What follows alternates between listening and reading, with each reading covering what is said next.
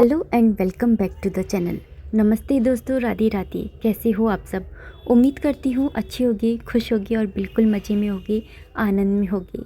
मैं बैठी बैठी बस सोच ही रही थी कि आज मैं भोग में क्या बनाऊँ। तो मुझे इंस्टेंट मेरे दिल ने कहा कि आज मैं बाटी और दाल बनाऊं।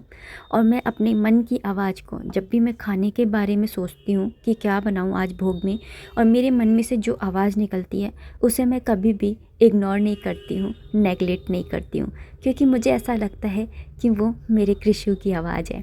तो मैंने बस आकर के और यहाँ पर बाटी की तैयारी कर दी है।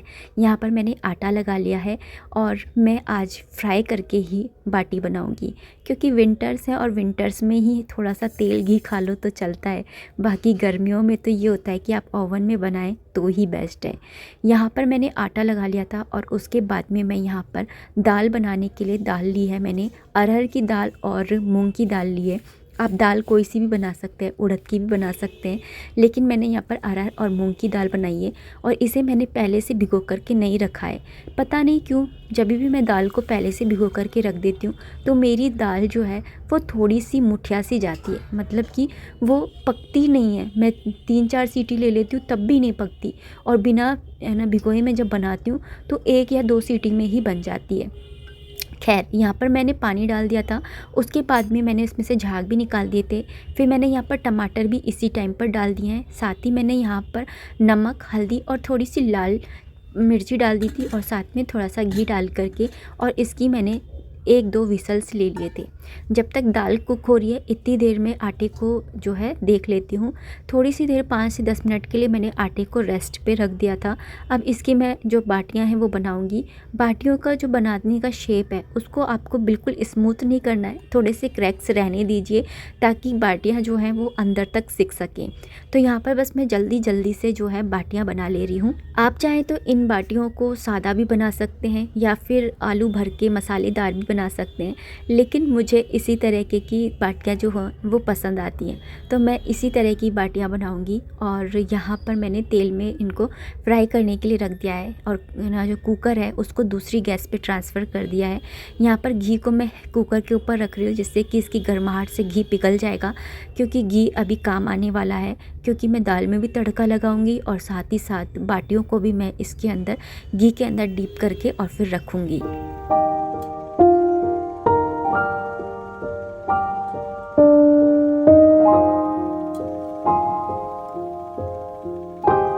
अच्छा, लास्ट वीडियो पे मेरे पास कमेंट्स आए थे काफ़ी सारे, लेकिन एक कमेंट था कि आप है ना इतनी जल्दी उठ जाते हो, क्या आप अलार्म को स्नूज़ करते हो?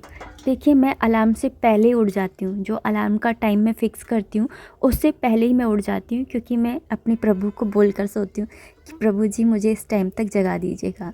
और दूसरी बात, मैं जग भी जाती हूँ ना तब भी मैं काफ़ी देर तक वहीं पर ही लेटी रहती हूँ, और फिर जब मेरा टाइम होता है तभी मैं बिस्तरों में से निकलती हूँ। जैसे आज मैंने सोचा था कि मैं 7 बजे उठ करके फिर ही काम स्टार्ट करूँगी, क्योंकि आज काफ़ी कोहरा था, तो फिर मैंने सोचा था कि मैं 7 बजे के अराउंड उठूँगी।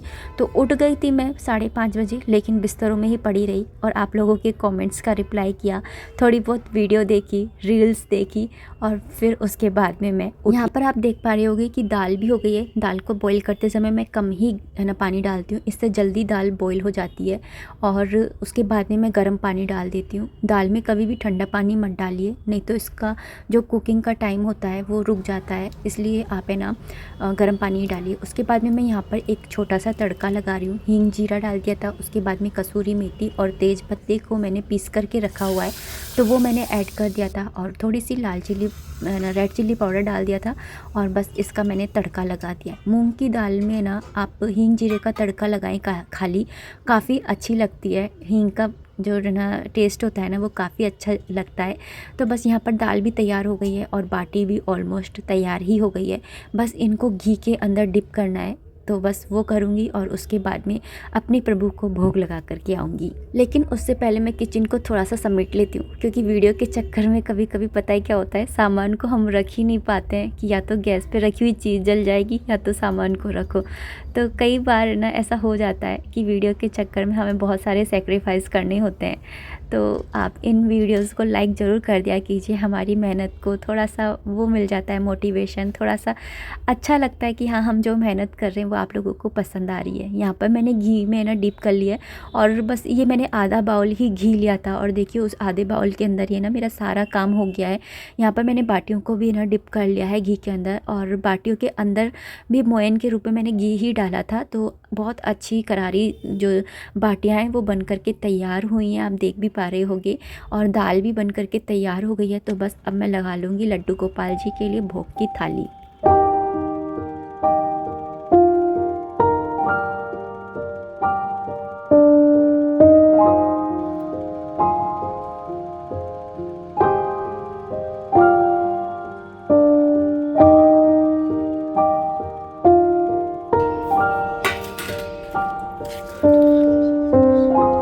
खाटू श्याम जी का प्रसाद खा लो दोस्तों।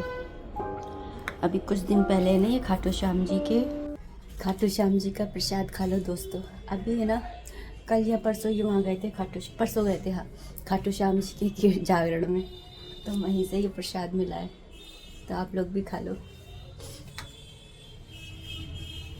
तो ये बूंदी होती है ना, बूंदी, तो ये बूंदी हमसे ना ऐसे नहीं खाई जाती। हम लोग पता है कैसे खाते हैं, इसके अंदर नमकीन मिला करके और फिर खाते हैं। हमारे पास कभी बूंदी के लड्डू भी आते थे ना जब छोटी थी मैं तब, या अभी भी अगर मेरे पास कुछ बूंदी की लड्डू आए या फिर बूंदी का कुछ भी चीज़ आती ना, तो मैं हमेशा उसके अंदर ना नमकीन मिला करके खाती हूँ। हर्षित को भी ऐसे ही पसंद है, तो नमकीन मिला करके मैं हर्षित को दे करके आ गई हूँ।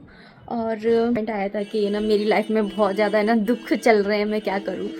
तो ऐसा तो कोई भी इंसान नहीं है जिसकी लाइफ में दुख ना चल रहे हो। हर जिसकी लाइफ में ना कुछ दुख हमेशा ही रहते हैं। आपने भागवत गीता में पढ़ा ही होगा, और मेरे व्यूअर्स हो तो आप है ना कृष्ण के भक्त तो हो गए ही होगे। तो है ना भागवत गीता में ना ये लिखा ही हुआ है कि ये जो संसार है ना ये दुखालय है। यहाँ पर कोई भी इंसान हो, यहाँ तक कि बड़े से बड़ा राजा भी, जो जैसे कि अर्जुन की तुलना की थी उन्होंने कि अर्जुन जैसा राजा भी है ना दुखी था, जो कि एक है ना संत प्राणी था और उसके पास में राजपाट की कोई कमी नहीं थी। उसके भाई अच्छे थे, पत्नी अच्छी थी, सब कुछ अच्छा था, लेकिन फिर भी उनके जीवन में दुख था। यहाँ तक कि उनके जीवन में साक्षात माधव भी थे, तब भी उनके जीवन में दुख था। और किसी की बात तो छोड़िए, श्री कृष्ण भगवान जब धरती पर आए तो उन्होंने भी बहुत सारे दुख कष्ट सहे। तो ये एक नॉर्मल बात है कि अगर आपके जीवन में दुख है तो। और मैं आपको ना यहाँ पर ये सारी सलाह नहीं दूंगी, क्योंकि ये सुनने में है ना अच्छी लगती है, लेकिन है ना और हमको मोटिवेट भी करती है कि हम लाइफ में है ना, मतलब जो एक भक्त होता है ना उसकी लाइफ का सबसे बड़ा मोटिवेशन ही है ना उसके भगवान होते हैं। कि ना कहने का मतलब इतना ही है कि है ना हर जिसकी लाइफ में ना दुख होते ही होते हैं। ऐसा कोई इंसान नहीं है जिसकी लाइफ में दुख ना हो। और इसके साथ ही मैंने ये वाली बात भी कहना चाहूँगी कि जो इंसान भगवान का भक्त होता है ना, और उसके जीवन में अगर कोई दुख है और फिर वो दुखी भी होता है ज़्यादा, हद से ज़्यादा, मतलब एक दुखी होना एक नॉर्मल प्रोसेस है कि हम यार दुख आया है, लगी है, दर्द हो रहा है तो हमें दर्द होगा, या दुख आया है तो हम दुखी होंगे। लेकिन हद से ज़्यादा अगर आप दुखी होते हैं ना तो ये समझ लीजिए कि आपको अपने भगवान का जो निर्णय है उस पर विश्वास ही नहीं है। तो आप हमेशा इस बात का ध्यान रखिए कि है ना आपके साथ जो भगवान की शरणागत होते हैं ना, उनके जीवन में कुछ अच्छा हो ना हो, लेकिन कभी भी वो आपके जीवन में बुरा नहीं होने देंगे। इस चीज़ को अपने जीवन में गांठ बांध के रख लीजिए। मेरे जीवन में भी कई बार ऐसी चीज़ें आई हैं जो मुझे ऐसा लगा कि यार मैं, यहाँ तक कि ऐसी सिचुएशन भी आई हैं कि मुझे ऐसा लगता था कि मैं मरा जाऊँ तो ये अच्छा है। लेकिन फिर वही मैं हर्षित का मुँह माथा देख करके और फिर मैंने हार नहीं मानी। और ना साथ ही ना बस ये जो चीज़ थी ना कि नहीं भगवान है मेरे साथ, एक दिन सब कुछ सही होगा। तो ये जो चीज़ें होती है ना, ये आप अपने जीवन के अंदर ना रखिए, भगवान पे भरोसा रखिए। और साथ ही साथ एक सजेशन भी दूंगी, आप है ना कोई भी एक मंत्र, चाहे वो ओम नमो भगवती वासुदेवाय नमः हो, या फिर हरे कृष्ण महामंत्र हो, या फिर ना श्री कृष्णाय वासुदेवाय ये वाला मंत्र हो, कोई भी एक मंत्र का जाप आप पूरे दिन भर करते रहिए। जब आप है ना आप किसी भी मंत्र का जाप हमेशा करते रहते हैं तो वो मंत्र है ना सिद्ध हो जाता है। और जब मंत्र सिद्ध हो जाता है, जब तक वो सिद्ध नहीं होता तब तक उस मंत्र का मतलब इतना इफ़ेक्ट नहीं होता है। लेकिन जिस दिन वो मंत्र है ना सिद्ध हो जाता है, उस दिन आप है ना किसी भी सिचुएशन में है, आप उस मंत्र को बोलना स्टार्ट कर दीजिए। आप उस सिचुएशन से आपको निकलने में मिनटों लगेंगे, मिनटों। इस बात को आप गांठ बांध के रख लीजिए। जैसे हमें ना किसी से बात करनी है, समझिए आपको अपनी मम्मी से बात करनी है, अपनी बहन से बात करनी है, या फिर आपको अपने दोस्तों से बात करनी है, तो आप क्या करेंगे, आप है ना फ़ोन मिलाएंगे। फ़ोन मिलाने के लिए आप क्या करेंगे, नंबर डायल करेंगे। ऐसे ही जब हमें भगवान से बात करनी है तो हमें नंबर डायल करना होगा, और वो नंबर क्या है, मंत्र। तो मैं भगवान से जब कांटेक्ट करती हूँ तो मेरा मंत्र है हरे कृष्ण कृष्ण कृष्ण हरे हरे, हरे राम राम राम हरे हरे। जब मैंने ये मंत्र ना स्टार्टिंग में, जब मैं छोटी थी ना, तो मैं हमेशा ओम नमो भगवते वासुदेवाय नमः मंत्र का जाप करती थी। तो मतलब जाप क्या करती थी, जैसे कृष्ण भगवान को नहला रही हूँ तो बोल लिया, या फिर कोई पूजा कर रही हूँ तो बोल लिया। हमेशा नहीं बोलती थी, जैसे अब बोलती रहती हूँ हमेशा मन में, 24 घंटे मेरे मन में चलता रहता है। तो पहले ऐसे नहीं था, लेकिन मैं बोलती थी। फिर मैंने भागवत गीता पढ़ी। मुझे भागवत गीता समझ में नहीं आती थी कि यार मैं पढ़ रही हूँ लेकिन मेरे सारी ऊपर से निकल रही है, नहीं आ रहा कुछ समझ में। फिर भागवत गीता के अंदर ही एक जगह लिखा था कि आपको भागवत गीता तब तक समझ में नहीं आएगी जब तक आप है ना एक प्रमाणिक गुरु नहीं बना लेते हैं। एक गुरु ही है जो आपको समझा सकते हैं भागवत गीता को अच्छे तरीके से।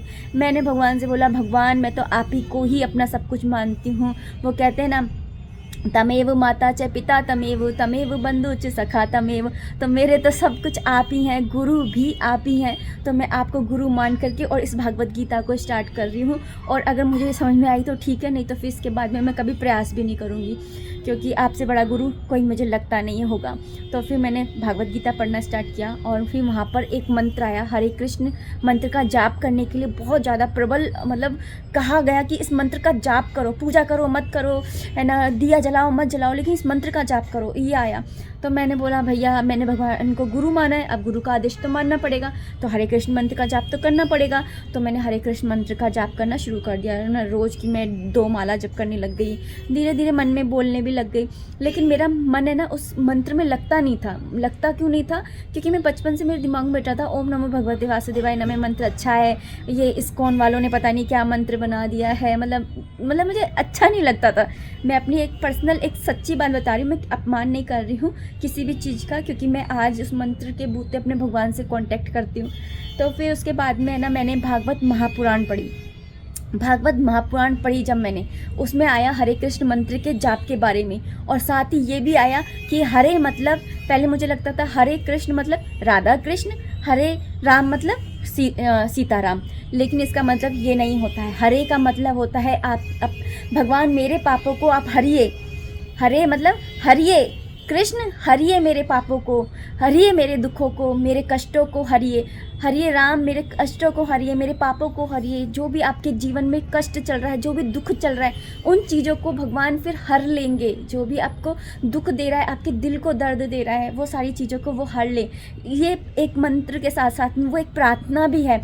तो हरे कृष्ण कृष्ण कृष्ण हरे हरे, हरे राम राम राम हरे हरे, इस मंत्र का फिर मैंने जाप करना शुरू किया। तो आपको भी मैं बस इतना सा ही सजेशन दूंगी कि जब भी आपको गुस्सा आए या आपके जीवन में दुख आए, है ना, और तो आप है ना इस मंत्र का जाप करना शुरू कर दीजिए। और दूसरी बात, जब भी आपको कोई कुछ गलत बोलता है, जैसे कई बार ना मुझे ना आजकल के बच्चे आप जानते ही हो कैसे हैं, तो कभी मुझे हर्षित भी गलत बोलता है, या हर्षित के पापा भी मुझ पर चिल्लाते हैं या कुछ बोलते हैं, तो मैं मन में पता है क्या बोलती हूँ कि ना, मैंने भागवत गीता में ही पढ़ा था ये वाली चीज़ भी, कि ना कि आपके जीवन में तो है ना, आप है ना क्योंकि भगवान कृष्ण के भक्त हैं, तो आपके जीवन में इससे भी ज़्यादा दुख आने वाला था, लेकिन भगवान ने इतने पर ही रोक दिया। तो जब भी कोई भी दुख आए, कोई भी संकट आए, तो आप ये सोचिए कि मैं तो अधम पापी हूँ, मेरे ऊपर तो इससे भी ज़्यादा कष्ट आना चाहिए था, लेकिन भगवान ने मुझे यहीं पर ही इतना ही कष्ट दे करके मुझे मतलब इतना ही कष्ट दिया। आपकी ये दया है, उनको इस चीज़ के लिए भी थैंक यू बोलिए, है ना। फिर आप खुद देखेंगे कि आपके जीवन में भगवान है ना, आपको भगवान को ऐसा लगेगा कि नहीं, ये तो सिर्फ मेरे लिए ही जीता है, मेरे लिए ही डिपेंड है, मेरे ऊपर ये सब कुछ, तो बस फिर वो भी आपके हो जाएंगे। तो इन चीज़ों का बस आप ध्यान रखिए। आई रियली होप कि आपको थोड़ा सा मोटिवेशन मिला होगा, क्योंकि वो कहते हैं ना कि जब हमारे जीवन में कुछ भी दुख होता है ना, तो किसी की बातें ही है ना हम लोगों को है ना बहुत ज़्यादा सहारा दे देती हैं। तो वही एक प्रयास था। आई रियली होप, मैं तो एक स्पिरिचुअल प्राणी हूँ, तो मुझे है ना स्पिरिचुअल तरीके से ही समझाने आता है, मुझे और कोई तरीका नहीं आता है। तो आप बस है ना खुश रहिए, और जो भी आपके पास है या जो भी हो रहा है, जो आज है वो कल नहीं रहेगा। इस बात का आप हमेशा ध्यान रखिएगा। जो आज है, चाहे वो अच्छा टाइम हो या बुरा टाइम हो या कैसा भी टाइम हो, आपका जो आज समय चल रहा है वो कल ऐसा कि ऐसा नहीं रहेगा। इस चीज़ को आप हमेशा रखिए। संसार जो है ना, नियत नहीं है, अनियत है, और भगवान का जो संसार है वो नियत है। इसलिए उस संसार के ऊपर ही डिपेंड रहिए, इस संसार के ऊपर और इस संसार के लोगों के ऊपर मतलब छोड़िए। तो चलिए, अब इस वीडियो को इतना ही रखना चाहूँगी। उम्मीद करती हूँ वीडियो पसंद आई होगी। अगर आई है तो प्लीज़ लाइक कर दीजिएगा। कोई भी कमेंट है, कोई भी सजेशन है, आप कमेंट बॉक्स के थ्रू मुझे कर सकते हैं। और हाँ, आगरा में सर्दियाँ बहुत ज़ोर से शुरू हो चुकी हैं। धूप नहीं निकल रही है 2 दिन से, तो बहुत ज़्यादा ठंड पड़ रही है। मैंने अंदर गर्म बनियान, स्वेटर, फिर ऊपर से कुर्ता, फिर ऊपर से ये ब्लैंकेट भी डाल रखा है, टोपा भी पहन रखा है। तो आप लोग भी अपना ध्यान रखिए, ढक ढाप के अपने आप को रखिएगा। तो आप हो तो सब कुछ है, नहीं आप नहीं हो तो फिर सब चीज़ यहीं की यहीं रह जाएंगी, सारे काम यहीं धरे रह जाएंगे। इसलिए सबसे पहले हेल्थ पे अपना ध्यान दीजिए। और मिलते हैं नेक्स्ट वीडियो में। तब तक के लिए राधे राधे, हरे कृष्णा।